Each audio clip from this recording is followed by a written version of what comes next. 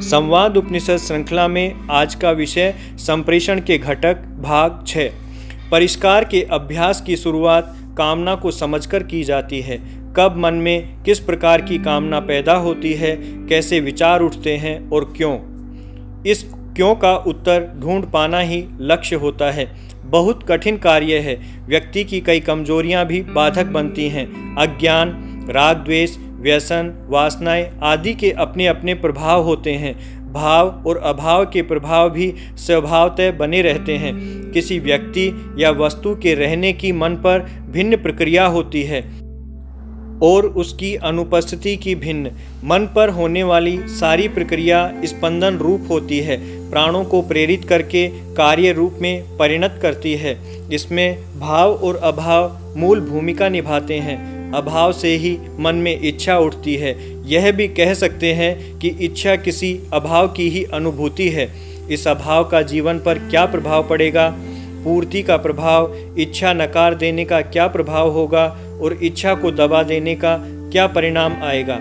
इन प्रश्नों के उत्तर के बिना कर्म अनुभूत नहीं होगा, परिणाम भी परिलक्षित नहीं होंगे। सामने खाने की थाली में अनेक व्यंजन रखे हैं, उनको बिना विचारे भी खाया जा सकता है और विचार करके भी खा सकते हैं।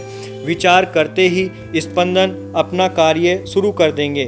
खाना देखकर कैसा लगा, सूंघकर क्या भाव जागे, छूकर, चखकर अलग अलग प्रतिक्रियाएं घटित होने लगेंगी। आप अपने मन की आवाज़ को भी सुन सकेंगे। मन कहेगा कि आज बैंगन नहीं खाने और आप बैंगन वाली कटोरी को स्वतः ही निकाल कर बाहर रख देंगे। देखा आपने, शरीर की भाषा में बुद्धि और शरीर दोनों के संदेश। अब खाना शुरू कीजिए। हुई कुछ अनुभूति। यदि आपके दिमाग में कई विषय चल रहे हैं, यदि आप स्मृति या भावी क्रियाकलापों में व्यस्त हैं, तब तो आप वर्तमान में जी ही नहीं रहे। आपको कैसे अनुभूति होगी कि कौन सी चीज़ें, व्यंजन आपकी माँ, पत्नी, बहन ने बनाई, कौन से व्यंजन रसोइये ने तैयार किए अथवा इनमें बाजार से लाया हुआ क्या क्या है। इसके लिए आपका वर्तमान में रहना, जीना अनिवार्य है। वर्तमान में जीना ही पूजा है, साधना है और अनुभूति का जनक है। तब आप अभ्यास के सहारे सूक्ष्म शरीर की तरंगों के भी आगे कारण शरीर के स्पंदनों का भी अनुभव कर सकेंगे। आपको समझ में आने लगेगा कि बनाने वाले ने खाने वाले को क्या संदेश दिया है। तब खाना बनाने वाला और खाने वाला एक ही धरातल पर होते हैं। संस्कारों का, विशेषकर वातावरण जनित संस्कारों का रूपांतरण इसी तरह किया जाता है। यदि सलाह दी जाए तो कोई नहीं मानेगा। मंत्र भी अनुभूति कराने का सक्षम माध्यम है। बिना अनुभूति के रूपांतरण संभव नहीं है। या तो व्यक्ति स्वयं अनुभूति करे अथवा परोक्ष रूप से परिवार का सदस्य गुरु अनुभूत करावे। आपकी अनुभूति ही आपकी तपस्या है। आप किसी को अनुभूति मार्ग से रूपांतरित कर सकते हैं तो आप गुरु संत हैं। विद्या अविद्या, मनुष्य ही एकमात्र ऐसा प्राणी है जो ज्ञानी कहलाने पर भी अज्ञानी है।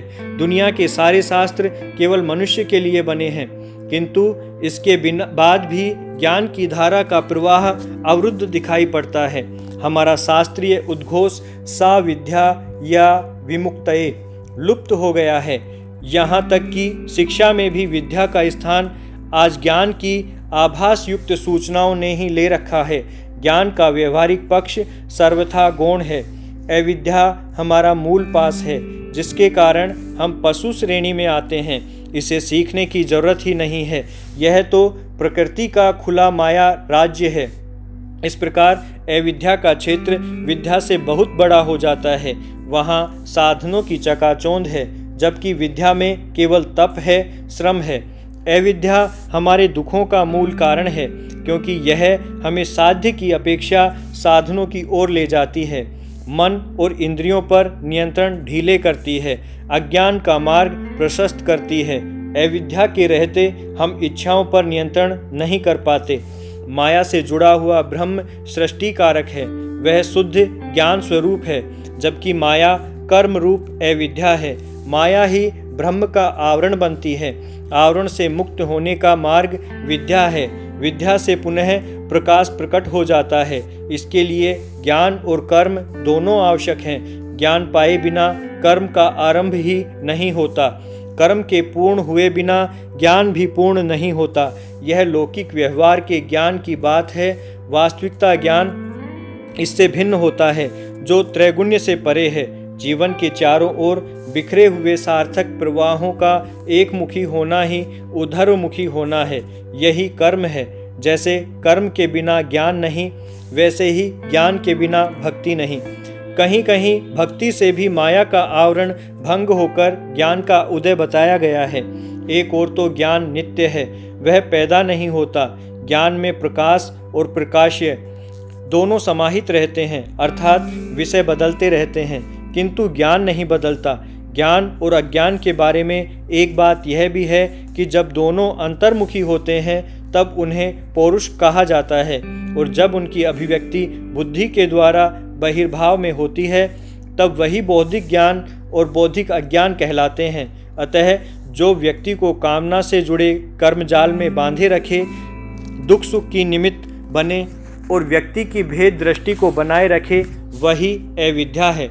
इसके विपरीत जो इस अज्ञान और अविद्या से मुक्त करा सके, व्यक्ति व समाज में सुख का प्रसार करे और व्यक्ति को आत्म साक्षात्कार की ओर प्रेरित करती रहे, वही विद्या है।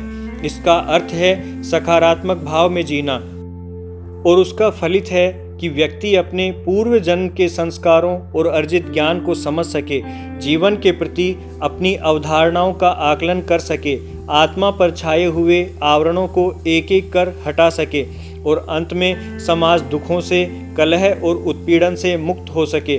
विद्या किसी क्षेत्र विशेष का आंशिक कार्य नहीं है, जीवन की समग्रता का इसमें समावेश रहता है। बहिर्जगत में विचरण करते हुए अंतर्मुखी यात्रा की निरंतरता ही विद्या को प्रतिष्ठित करती है। व्यक्ति का नित्य अभ्यास उसको अपने मन और इंद्रियों के कार्यकलापों को समझने का और उन पर नियंत्रण पाने का मार्ग प्रशस्त करता है। व्यक्ति अपनी भावनाओं की दिशा को परिवर्तित कर अपने अभाव और स्वभाव में वांछित परिवर्तन कर पाता है। वह साधनों में जीता है, किंतु साध्य के साथ जुड़ा रहता है। कर्तव्य भाव अथवा अहंकार से नए कर्मजाल पैदा नहीं करता। विद्या ही व्यक्ति की माया रूपी भेद दृष्टि को समदृष्टि का रूप देती है, व्यक्ति को दृष्टा बनाती है। तब व्यक्ति के लिए सुख दुख समान हो जाते हैं। वस्तुतः विद्या तथा अविद्या दोनों ही माया शक्ति के रूप हैं। अविद्या रूपी मोह में बांधकर जगत चक्र को चलाते रहना तथा विद्या विज्ञान के द्वारा भक्तों का उद्धार कर उन्हें त्रिगुण चक्र में नहीं बांधना इस शक्ति के कार्य हैं। बंधन टूटने को ही मुक्ति कहते हैं। व्यक्ति की वासनाएं और संस्कार ही नए आवरण पैदा करते हैं और इन्हीं के कारण आत्म प्रकाश कम होता जाता है। बाहर जितना प्रकाश दिखाई पड़ता है, भीतर उतना ही अंधकार देखा जा सकता है। जैसे जैसे ज्ञान और कर्म के योग से ये आवरण हटते जाते हैं, भीतर का प्रकाश पुनः प्रकट होने लगता है। व्यक्ति को अपना स्वतंत्र स्वरूप दिखाई पड़ता है। धीरे धीरे उसको यही स्वरूप संपूर्ण सृष्टि में नजर आने लगता है। उसके मन में सृष्टि के हर जड़ चेतन के प्रति सम्मान का नया भाव उदित होता है। विद्या ददाति विनयम का यही आधार है। राग और द्वेष मन के विषय हैं। अज्ञान एवं मन की चंचलता से जुड़े रहते हैं। इंद्रियों के विषय मन पर आते हैं, मन को बांधते हैं। इसी के निस्तारण का मार्ग योग है। योगिश्चित्त वृत्ति निरोध है प्रमुख कथन है पतंजलि का। योग सूत्र में पतंजलि लिखते हैं कि अभ्यास वैराग्याभ्याम तन्निरोध है। अभ्यास का अर्थ से स्वयं में दृढ़ता से प्रतिष्ठित होने का प्रयास। यह भी एक तरह का निदिध्यासन ही है। गीता में कृष्ण ने भी कहा है, अभ्यासेन्तु कौन्ते वैराग्येण च गृह्यते। जैसे करत करत अभ्यास के जड़मति हो तो सुजान। अभ्यास करते करते व्यक्ति विषयों के प्रति उदासीन होने लगता है। श्रुति कहती है, परीक्षय लोकान कर्मचितान ब्राह्मणों निर्वेद मायात। अर्थात कर्म से प्राप्त सुखों का परीक्षण करके ब्रह्मज्ञानी उदासीन हो जाता है। एक शब्द है परिव्राजक। वह व्यक्ति जो रोते हुए पुत्र पुत्री पत्नी को छोड़कर वन में चला जाता है, कर्म से एकृत ब्रह्म प्राप्त नहीं होता, अतः तत्व जिज्ञासु वैराग्य को धारण कर लेता है।